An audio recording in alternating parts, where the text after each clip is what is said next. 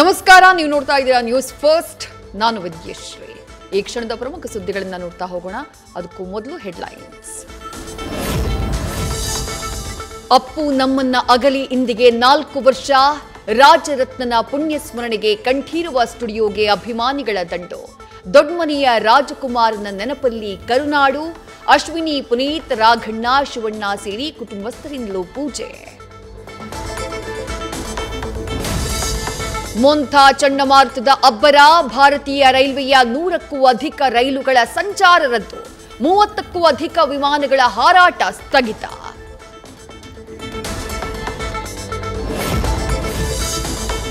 Cyclone ಎಫೆಕ್ಟ್ನಿಂದ ಆಂಧ್ರದಲ್ಲಿ ಇವತ್ತು ಭಾರೀ ಮಳೆ. 12 ಜಿಲ್ಲೆಗಳಲ್ಲಿ ಅಬ್ಬರಿಸ್ತಾ ಇರೋ ವರುಣ. ಒಡಿಶಾದ 9 ಜಿಲ್ಲೆಗಳಲ್ಲೂ ಹೈ ಅಲರ್ಟ್. ರಕ್ಷಣಾ ಕಾರ್ಯಕ್ಕೆ 128 ವಿಶೇಷ ತಂಡಗಳ ರಚನೆ.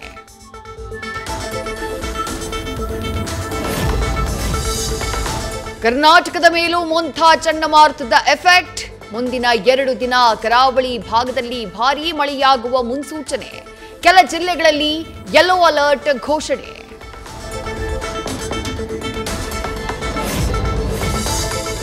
ನವೆಂಬರ್ ಕ್ರಾಂತಿಯಲ್ಲೇ ಸಿಎಂ ಸ್ಥಾನ ಪಡೆಯೋಕೆ ಡಿಕೆಶಿ ಪಣ. ಹೈಕಮಾಂಡ್ಗೆ ಮನವರಿಕೆ ಮಾಡಿಕೊಡುವುದಕ್ಕೆ ಸಜ್ಜು. ನನಗೆ ಸಿಎಂ ಸ್ಥಾನ ಕೊಟ್ರೆ ಮತ್ತೆ ಪಕ್ಷವನ್ನ ಅಧಿಕಾರಕ್ಕೆ ತರುವೆ ಅಂತ ಭರವಸೆ ಕೊಟ್ಟು ಕುರ್ಚಿ ಪಡೆಯುವ ಪ್ಲಾನ್.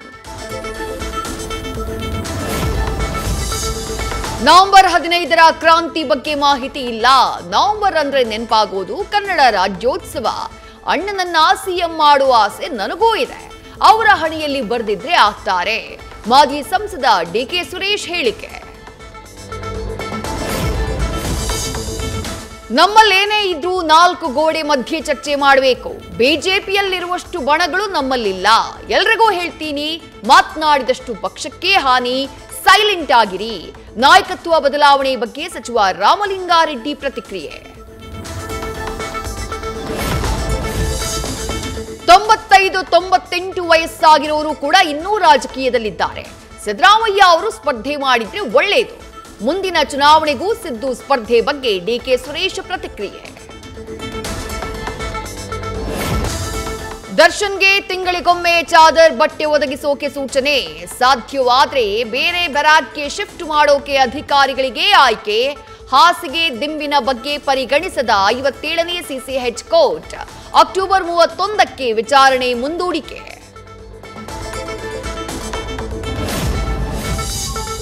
ಗೃಹಲಕ್ಷ್ಮಿ ಯೋಜನೆ ಲಾಭ ಪಡಿತಾ ಇರೋ ಮಹಿಳೆಯರೇ ಟಾರ್ಗೆಟ್.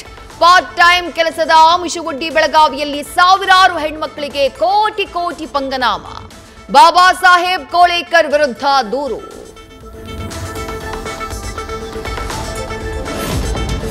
ಹುಡುಗಿಯರಿಗೆ ಪರಿಚಿತರ ಪತ್ನಿಯರಿಗೆ ಮೆಸೇಜ್.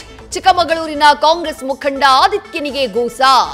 ಗಂಡನನ್ನ ಹೊಡಿಬೇಡಿ, ಬಿಟ್ಬಿಡಿ ಅಂತ ಪತ್ನಿಯ ಕಣ್ಣೀರು. ಎಚ್ಚರ ಎಚ್ಚರ. ORS ತೆಗೆದುಕೊಳ್ಳುವುದಕ್ಕೂ ಮುಂಚೆ ಎಚ್ಚರ. ಕೆಲವೆಡೆ ORSನಲ್ಲಿ ಎನರ್ಜಿ ಡ್ರಿಂಕ್ಗಳ ಮಾರಾಟ.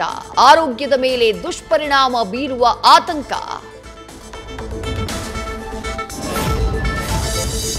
ಕರ್ನೂಲ್ ಬಳಿ ಹೊತ್ತಿ ಉರಿದ ಬಸ್ನಲ್ಲಿ ಮೊಬೈಲ್ಗಳ ರಾಶಿ. ಮಾರಾಟ ಮಾಡೋಕೆ ತಗೊಂಡು ಹೋಗ್ತಾ ಇದ್ದ 100ಕ್ಕೂ ಹೆಚ್ಚು ಮೊಬೈಲ್ ಸ್ಫೋಟ. ಈ ದುರಂತದ ಬೆನ್ನಲ್ಲೇ ರಾಜ್ಯ ಸಾರಿಗೆ ಇಲಾಖೆ ಅಲರ್ಟ್.